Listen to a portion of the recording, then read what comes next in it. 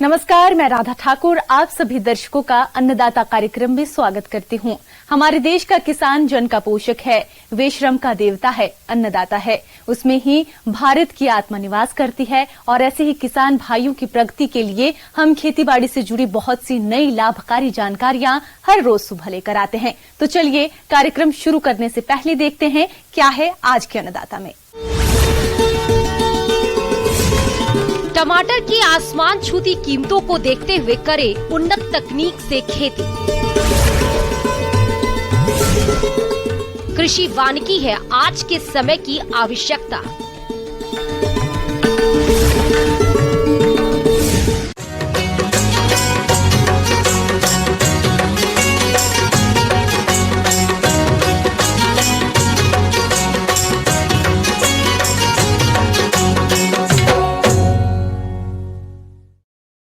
टमाटर का उपयोग लगभग सभी घरों में किया जाता है। अगर किसी भी प्रकार की सब्जी या व्यंजन बनाना है और उसका भरपूर स्वाद लेना है तो इसके लिए टमाटर होना जरूरी है। खाने के साथ टमाटर का सलाद के रूप में उपयोग किया जाता है। यहाँ तक कि टमाटर के बिना तो सलाद अधूरा है। लेकिन टमाटर की आसमान छूती कीमतों से लोगों को इसका स्वाद लेना फीका पड़ रहा है। लेकिन इस समय किसानों को टमाटर का अच्छा मंडी भाव मिल रहा, तो जो किसान टमाटर के भावों के चलते इसकी खेती करने जा रहे हैं, वे किसान अधिक उपज के लिए किस प्रकार से करें उन्नत तकनीक से टमाटर की खेती, इस बारे में जानकारी दे रहे हैं कृषि विज्ञान केंद्र अर्निया सीकर के विषय विशेषज्ञ डॉक्टर महेश चौधरी।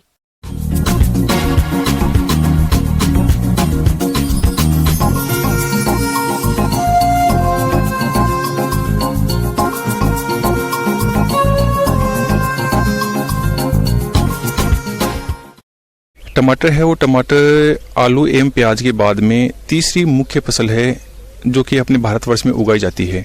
टमाटर से किसान भाई अच्छा मुनाफा ले सकते हैं। इसके जरूरी होता है कि हमें सही किस्म का चयन के साथ ही हमें उसके जो भी कर्षण क्रियाएं होती है, उन कर्षण क्रियाओं को हमें अच्छे सही ढंग से हमें अपनानी होती है। जरूरी है कि हमें टमाटर की जो सही किस्म का हमें चयन करना आवश्यक होता है। आजकल जो अर्का रक्षक जो किस्म है IIHR बेंगलुरु की किस्म है, ये ट्रिपल रेजिस्टेंट वेराइटी है जो कि बैक्टीरियल विल्ट, अर्ली ब्लाइट और जो अपना टोमेटो लीफ कर्ल वायरस है उनसे रेजिस्टेंट होती है। यानी ये 3 तरह की समस्याएं इस टमाटर में नहीं आती है। बड़ी अच्छी किस्म है। सेमी डिटर्मिनेट टाइप की किस्म होती है। साथ ही अर्का सम्राट भी एक नवीन किस्म है, इसको भी हम लगा सकते हैं। साथ ही हिसार अरुण है सिलेक्शन 7, जिसको काशी अमन, काशी विशेष, काशी अभिमान, काशी अभय, पूसा गौरव, पूसा शीतल, हिसार ललित, ऐसी बहुत सारी किस्में हैं जिनका हम चयन कर सकते हैं। वो डिपेंड करता है कि हमारे जो रीजन के लिए जो सिफारिश किस्म है उसी का हमें चयन करना होता है। जब हमने सही बीज का चयन कर लिया, बाद में बात आती है पौधशाला प्रबंधन। तो पौधशाला जब भी हम तैयार करते हैं तो या तो हम क्यारी विधि से करते हैं या प्रो ट्रे विधि से हम करते हैं। तो क्यारी विधि से जब हम करते हैं तो टमाटर के लिए प्रति हेक्टेयर के लिए लगभग 150 ग्राम बीज की आवश्यकता होती है। हाइब्रिड बीज की बात जब हम करते हैं, संकर बीज की बात करते हैं, तो हम जब भी पौध तैयार करते हैं तो हमें उठी हुई क्यारी में हमें पौध तैयार करनी चाहिए। तो उससे क्या होगा, डैम्पिंग ऑफ जो आर्द्र गलन की जो समस्या आती है, आर्द्र गलन की समस्या नहीं आएगी। पौध के लिए क्यारी ऐसे स्थान पर बनानी चाहिए जहां पर सिंचाई और पानी के निकास का अच्छा प्रबंध हो। वही भूमि समतल तथा उपजाऊ होनी चाहिए। आसपास छाया वाले वृक्ष नहीं होने चाहिए। पौधे तैयार करने के लिए 3 मीटर लंबी तथा 1 मीटर चौड़ी क्यारी भूमि से लगभग 15 से 20 सेमी ऊंची बना लेनी चाहिए। बीज बोने से पहले क्यारी की भली भांति गुड़ाई करनी चाहिए। वही प्रति वर्ग मीटर क्षेत्र में 4 से 5 ग्राम कैप्टान या थायराम मिलाना चाहिए। प्रत्येक क्यारी में 15 से 20 किलोग्राम अच्छी तरह सड़ा हुआ गोबर खाद तथा 10 से 15 ग्राम दानेदार फ्यूरोडान मिला देना चाहिए। साथ ही हमें यह भी ध्यान देना होता है कि जब भी हम पौधशाला तैयार कर रहे हैं, हमें बीजों को उपचारित अवश्य कर लेना चाहिए। तो इसके लिए हम किसी फफूंदनाशी का भी उपयोग कर सकते हैं, अथवा जो ट्राइकोडर्मा विरिडी जो कल्चर आता है, ट्राइकोडर्मा विरिडी कल्चर का भी हम 5 से लेकर 8 ग्राम प्रति केजी बीज के हिसाब से हम उसका उपयोग कर सकते हैं। बुआई के बाद बीज को मिट्टी तथा सड़े गले गोबर के खाद के मिश्रण से ढककर उसके ऊपर कांस अथवा पुआल आदि की एक पतली परत बिछा देनी चाहिए, जिससे धूप तथा वर्षा से बीज की रक्षा हो सके। यह परत भूमि में नमी बनाए रखने में भी सहायक होती है। बीज बोने के तुरंत बाद क्यारी में फव्वारे या हजारे से हल्की सिंचाई करनी चाहिए तथा इसके बाद 1 दिन के अंतर पर सिंचाई करते रहना चाहिए। जब बीज का जमाव हो जाए तो कांस अथवा पुआल की परत को हटा देना चाहिए ताकि पौधों को धूप व हवा लग सके। अंकुरण के बाद कैप्टान या थायराम 2 ग्राम प्रति लीटर पानी का घोल पौधों की जड़ों के पास मृदा में डालने से जड़ गलन तथा अन्य बीमारियों का भय नहीं रहता है। वहीं आवश्यक हो तो 10 से 15 दिन बाद फिर ड्रेंचिंग करना चाहिए। जब हमने सही पौधशाला हमने तैयार कर ली तो जब मुख्य खेत में का जो रोपण का जो समय होगा, जो पौध लगाने के लगभग 25 दिन बाद में जब 4 पत्तियां आ जाती है, उस समय हम खेत में रोपण कर देते हैं। उसके बाद में बात आती है कि खाद एवं उर्वरक प्रबंधन की। तो हमेशा जब भी हम बागवानी फसलें लेते हैं, क्योंकि ये जो खाद्यान्न फसलें होती है, खाद्यान्न फसलों की तुलना में ये लगभग 10 गुना अधिक पैदावार देती है। तो अधिक पैदावार मिलती है तो ये अपनी जमीन से खाद एवं जो पोषण जो तत्व होते हैं उनका भी अवशोषण ज्यादा से ज्यादा करते हैं। तो ये जरूरी होता है कि जब भी हम कोई फसल ले रहे हैं तो उससे पूर्व हमें मिट्टी की जांच अवश्य करवा लेनी चाहिए। कृषि विज्ञान केंद्र अथवा कृषि विभाग से हम मिट्टी अथवा पानी की जांच करवा लेते हैं और उसी के अनुसार ही हमें उसका पोषण का ध्यान रखना होता है, क्योंकि जो पोषण होता है वो पौधे की बढ़वार के साथ साथ ही उसकी पैदावार के लिए भी उत्तरदायी होता है।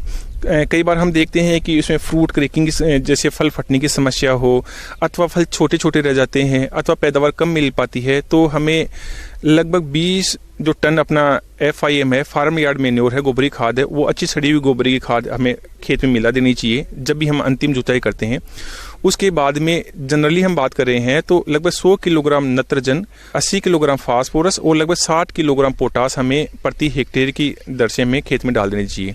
जो पौधे से पौधे की दूरी की बात है तो हम लगभग 40 से 45 सेंटीमीटर के आसपास पौधे से पौधे की दूरी रखते हैं। कतार से कतार की दूरी हम लगभग 60 सेंटीमीटर के आसपास में हम रखते हैं। तो किसान भाइयों, जरूरी है कि हमें सही किस्म के साथ ही हमें सही जो प्रक्रियाएं हैं उनका भी हमें ख्याल रखना पड़ेगा, और ये जो चीजें हम ध्यान में रखें अच्छी पैदावार ले सकते हैं। किसान भाइयों, अब लेते हैं एक छोटा सा ब्रेक।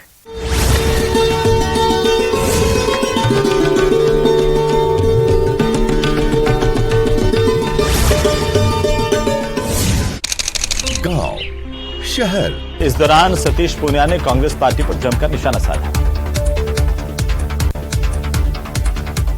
करौली और जोधपुर की घटनाओं के बाद सवालों से घिरी कांग्रेस की तरफ से बीजेपी पर पलटवार किया गया। पीसीसी चीफ गोविंद सिंह डोटासरा ने कहा, बीजेपी हर अपराध को जाति और धर्म की पार्टी से जोड़ती है।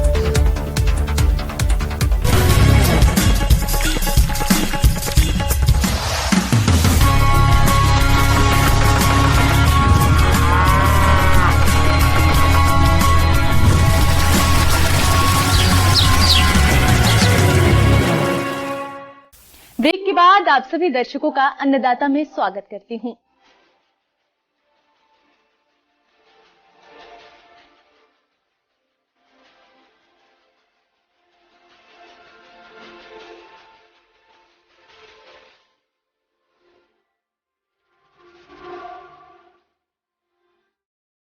अपने देश में प्राचीन काल से ही कृषि में फसलों और पशुओं के साथ वृक्षों को शामिल किया जाता रहा। आज के आधुनिक युग में भी कृषि के साथ वानिकी पौधों को लगाकर अच्छा लाभ कमा सकते हैं। कृषि वानिकी से भूमि की उपयोगिता भी बढ़ती है, साथ ही पर्यावरण प्रदूषण को काफी हद तक कम किया जा सकता है। तो आप कृषि वानिकी को कैसे अपनाएं, इस बारे में जानकारी दे रहे हैं विषय विशेषज्ञ योगेश राजपूत।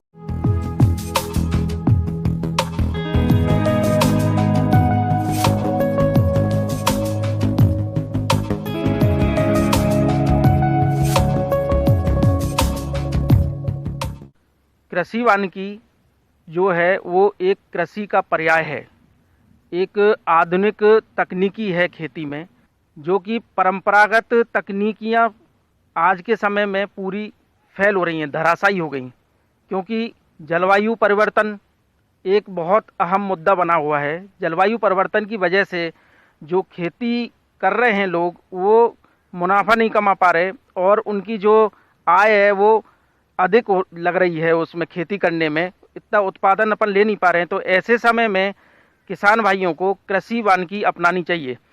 कृषि वानिकी में फसलों के साथ साथ आप वृक्षों को लगा के नहीं, अंतर्वर्तीय फसलें आप लेके नहीं, आप अपनी आमदनी, अपना मुनाफा आप बढ़ा सकते हैं। कृषि वानिकी की पद्धतियों को अपनाने से उनको कुटीर उद्योग जैसे दुग्ध उत्पादन, फल उद्योग, सुअर पालन, मुर्गी पालन, मत्स्य पालन, रेशम पालन, गोंद, कत्था उत्पादन आदि का काम मिल सकता है। इस प्रकार से उन्हें रोजगार मिलेगा, जिससे उनके आर्थिक विकास के उद्देश्य की पूर्ति हो सकती है। अब मैं बताना चाहूँगा कि कृषि वानिकी में कौन कौन से वृक्ष अपने को लगाने चाहिए और कौन कौन सी फसलें अपन इंटरक्रॉपिंग के रूप में ले सकते हैं वृक्षों के साथ में। कृषि वानिकी में अगर आपको इमारती वृक्ष लगाने का ये है उद्देश्य है, तो आप इमारती वृक्षों में आप खमेर का पौधा लगाएं।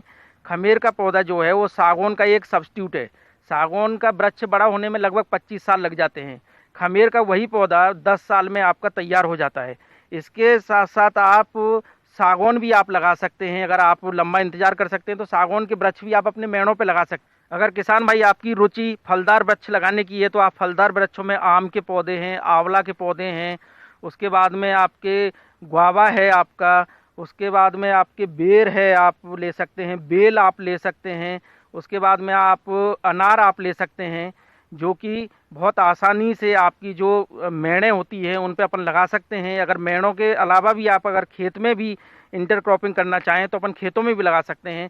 अभी मैं आपको बताना चाहूँगा कि पौधों के साथ साथ में अपन कौन कौन सी फसलें लगा सकते हैं। जैसे कि अगर क्षेत्र अपना अधिक वर्षा वाला है तो जहाँ अपनी सोयाबीन की फसल होती है, उसके बाद में अपनी धान की फसल होती है, तो ऐसे वातावरण में हम लोग आंवला की फसल ले सकते हैं, सागौन अपन लगा सकते हैं, आम अपन लगा सकते हैं, तो गुआवा अपन ले सकते हैं। उसके बाद में अगर आपकी ज़मीन बंजर है जिसमें कुछ नहीं होता है, खेती करने लायक योग्य नहीं है, तो उस ज़मीन को भी अपने को उपयोग कर सकते हैं अपन कृषि वानिकी में। उसमें आप जो औषधीय पौधे हैं उनको लगाएं। जैसे कि आपका एलोवेरा है, आपका केवांच है, आपका सतावर है, आपका अश्वगंधा है आपका, तो ऐसे पौधे लगा के नहीं आप अपनी ज़मीन जो है उसका उपयोग कर सकते हैं। ये सबसे ज़रूरी है कि वो किस दूरी पे पौधे लगाए जाएं जिससे कि क्या है कृषिकरण कार्य करने में आसानी रह सके। तो अपने को देखना है कि कम से कम 5 बाई 5 मीटर पे अपन वृक्ष लगाएं, जिससे क्या होता है कि आसानी से आपकी जो जुताई है और बुवाई है वो आसानी से हो सकती है। जो स्पेसिंग है वो हर वृक्ष की अलग अलग रहती है। अगर आपको इमारती लकड़ी लगाना, आपका लकड़ी चाहिए उद्देश्य है आपका, तो वृक्षों को आप 5 बाई 5 मीटर पे लगाएं।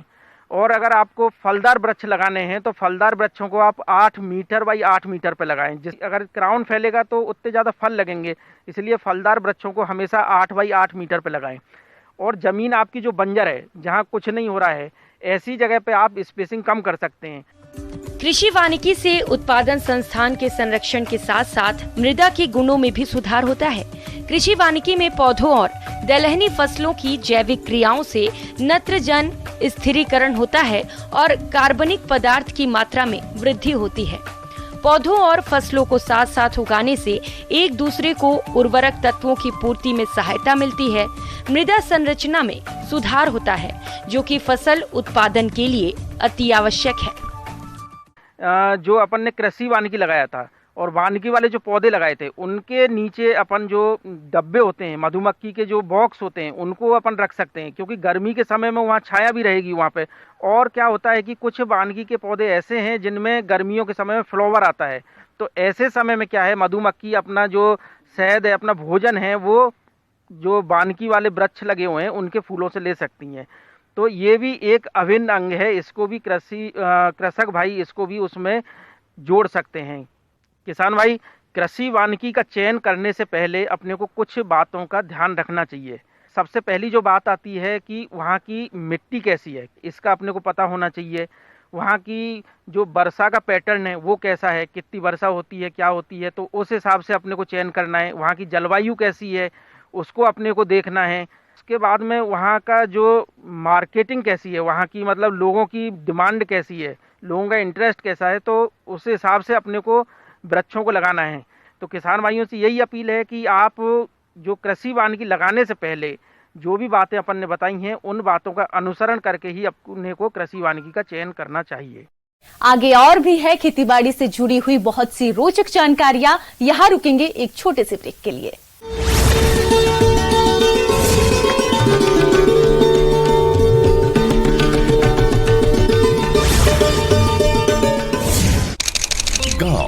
न्यूज। भारतीय जनता पार्टी के प्रदेश उपाध्यक्ष जितेंद्र गोठवाल आज दौसा पहुंचे। करौली के नादौती जाते समय दौसा में रुके जितेंद्र गोठवाल ने कांग्रेस पार्टी पर जमकर हमला बोला। केंद्र सरकार की ओर से राष्ट्रीय सहकारी उपभोक्ता संघ की ओर से सस्ते टमाटर बेचने पर राजनीति शुरू हो गई। खाद्य और नागरिक आपूर्ति मंत्री प्रताप सिंह खाचरिया।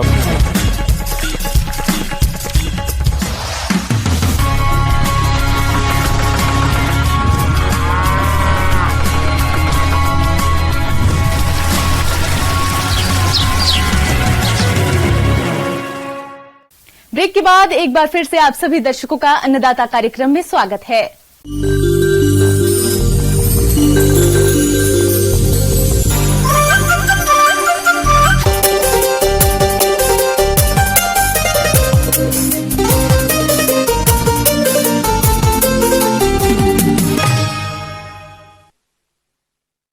अपने राज्य में उगाई जाने वाली दलहनी फसलों में मोठ की फसल का प्रमुख स्थान है। इसमें सूखा सहन करने की क्षमता अन्य दलहनी फसलों की अपेक्षा अधिक होती है। इसकी जड़ें अधिक गहराई तक जाकर भूमि से नमी ले लेती हैं।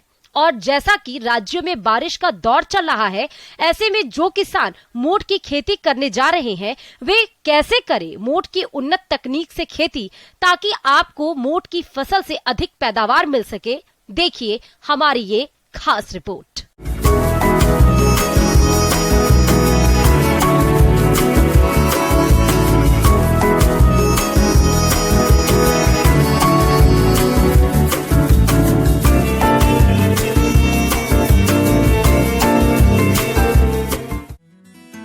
मोठ अधिक सूखा सहनशील दलहनी फसल है। इसका उपयोग दाने, हरी खाद, पशुओं के लिए चारे के रूप में किया जाता है। यह कम पानी वाले क्षेत्रों की महत्वपूर्ण फसल है, जिस कारण यह कम वर्षा और रेतीली भूमि में आसानी से उगाई जा सकती है। इसकी जड़ें भूमि में गहराई तक जाकर भूमि से नमी ग्रहण कर लेती है। इसकी जड़ों में पाए जाने वाले राइजोबियम जीवाणु वातावरण की नाइट्रोजन को भूमि में इकट्ठा करते हैं। यह मिट्टी के कटाव को रोकती है, साथ ही भूमि के उर्वरा शक्ति बढ़ाती है। किसान भाइयों, मोठ की खेती हल्की भूमियों में अच्छी होती है। इसकी खेती के लिए किसान भाइयों खेत की तैयारी के समय 2 बार हैरों से जुताई करें और 1 जुताई कल्टीवेटर से करके पाटा चलाकर खेत को समतल कर लेना चाहिए। अब बात आती है कि खाद और उर्वरक प्रबंधन की। तो उर्वरकों का संतुलित मात्रा में प्रयोग आप मृदा परीक्षण रिपोर्ट के आधार पर करें। लेकिन जो किसान भाई किन्हीं कारणवश मिट्टी की जांच नहीं करवा पाए हैं, तो वे खेत को तैयार करते समय 8 से 10 टन गोबर की खाद भूमि में अच्छी तरह से मिला दे। मोठ दलहनी फसल होने के कारण इसे नत्रजन की कम मात्रा में आवश्यकता होती है। 1 हेक्टेयर क्षेत्र के लिए 20 किलोग्राम नत्रजन और 40 किलोग्राम फास्फोरस की जरूरत पड़ती है, जो बुआई के समय प्रयोग करें। किसान भाइयों, किसी भी फसल से अच्छी पैदावार लेने में उसकी किस्मों का बहुत बड़ा योगदान रहता है।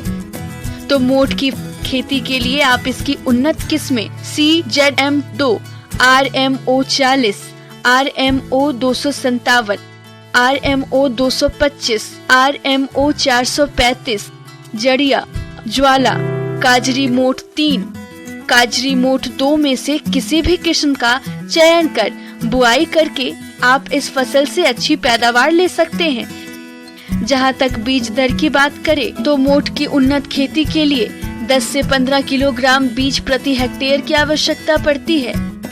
लेकिन ध्यान रखें कि बीजों को किसी प्रमाणित संस्था से ही खरीदें। किसान भाइयों, फसल को कीट व्याधियों से बचाने का सबसे सस्ता और अच्छा उपाय है बीजोपचार। इसके लिए सबसे पहले फफूंदनाशी 2 ग्राम थीरम या कार्बेंडाजिम से प्रति किलो बीज को उपचारित कर ले। इसके बाद कीटनाशी इमिडाक्लोपिड 5 मिलीलीटर प्रति किलो बीज की दर से उपचारित करते हैं। और अंत में 200 ग्राम राइजोबियम कल्चर से 10 किलो बीज को उपचारित करके छाया में सुखाकर बुआई करें। इसकी बुआई के लिए पंक्तियों से पंक्तियों की दूरी 45 सेंटीमीटर और बीज से बीज की दूरी 10 से 12 सेंटीमीटर रखते हैं। किसान भाइयों, मोठ की फसल को खरपतवार बहुत हानि पहुंचाते हैं। खरपतवार नियंत्रण के लिए बुआई के तुरंत बाद 48 घंटे के अंदर पेंडीमेथिलीन खरपतवार नाशी दवा की 3.3 लीटर मात्रा को 700 से 800 लीटर पानी में घोल बनाकर प्रति हेक्टेयर की दर से समान रूप से छिड़काव कर देना चाहिए। और फसल जब 25 से 30 दिन की हो जाए तो एक गुआई हाथ से कर देनी चाहिए। ऐसा करने से फसल की बढ़वार अच्छी होती है और आने वाले समय में फसल से भरपूर पैदावार मिलती है, जिससे किसानों को मोठ की खेती से अच्छा खासा मुनाफा मिलता है।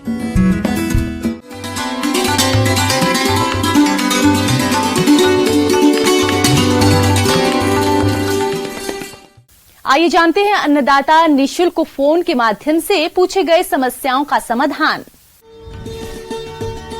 आज के अन्नदाता हेल्पलाइन में जिस प्रश्न को कार्यक्रम में शामिल किया गया है उसे पूछा है गांव रलावता जिला दौसा के किसान प्रकाश चंद ने। आप अमरूद के बाग में उगटा रोग के नियंत्रण पर जानकारी चाहते हैं तो प्रकाश चंद जी आपकी जानकारी के लिए प्रस्तुत है कार्यक्रम का यह अंश।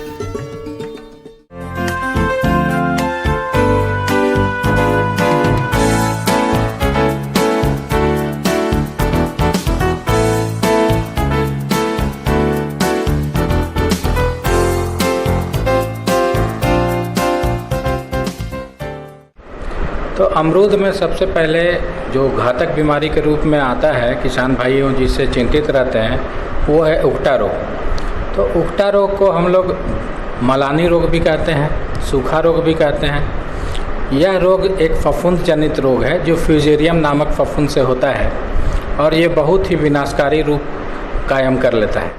उगटा रोग फ्यूजेरियम फंगस से फैलता है। यह भोजन के साथ पेड़ की जड़ों के अंदर प्रवेश कर जाता है और भोजन नलियों को जाम कर देता है, जिससे पेड़ के ऊपरी भाग तक भोजन नहीं पहुंच पाता और पेड़ सूख जाता है। अमरूद के उत्पादन में यह सबसे बड़ी समस्या है।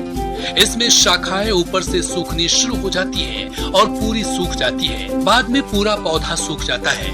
यह रोग वर्षा ऋतु में सबसे अधिक देखा जाता है।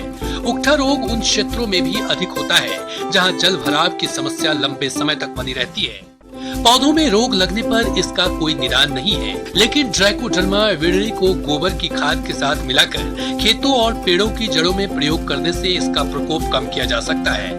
आमतौर पर ट्राइकोडर्मा विरिडी की 5 किलोग्राम मात्रा को 40 से 50 किलोग्राम गोबर की खाद या वर्मी कंपोस्ट के साथ मिलाकर उसमें हल्का पानी सींचकर प्लास्टिक की बोरी से 10 से 15 घंटे तक ढक देते हैं और उसके बाद थैलों और पौधों की जड़ों के पास इस मिश्रण को डालते हैं।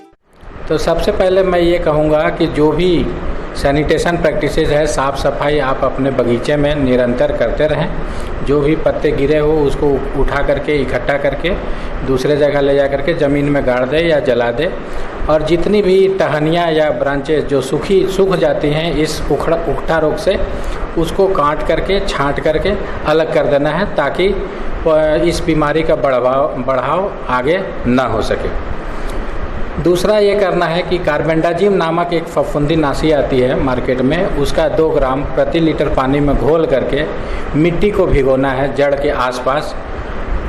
पहले तो ये करें कि जड़ के आसपास की मिट्टी को 2-3 दिन तक जो है पलटाई करके छोड़ देना है। उसके बाद उसमें आप चाहें तो नीम की खली भी डाल सकते हैं और कार्बेंडाजिम जो हमने बताया 2 ग्राम प्रति लीटर से उस मिट्टी को भिगो देना है। तो ऐसा देखा जाता है कि विल्ट का उगटा रोग का प्रभाव बहुत ही हद तक कम हो जाता है।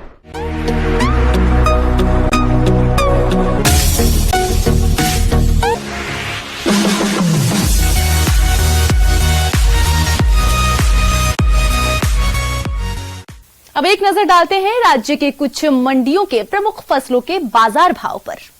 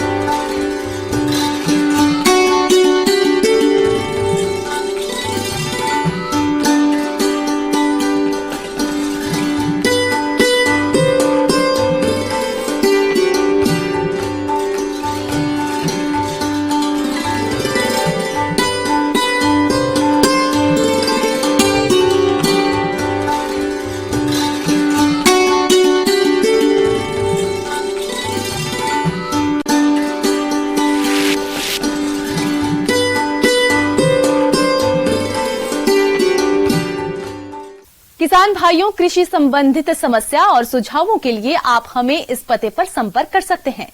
प्रोड्यूसर अन्नदाता news 18 Rajasthan, Ramoji film city, Hyderabad 501512। साथ ही आप हमें ईमेल भी कर सकते हैं। हमारा ईमेल है p18annadatharajasthan@nw18.com।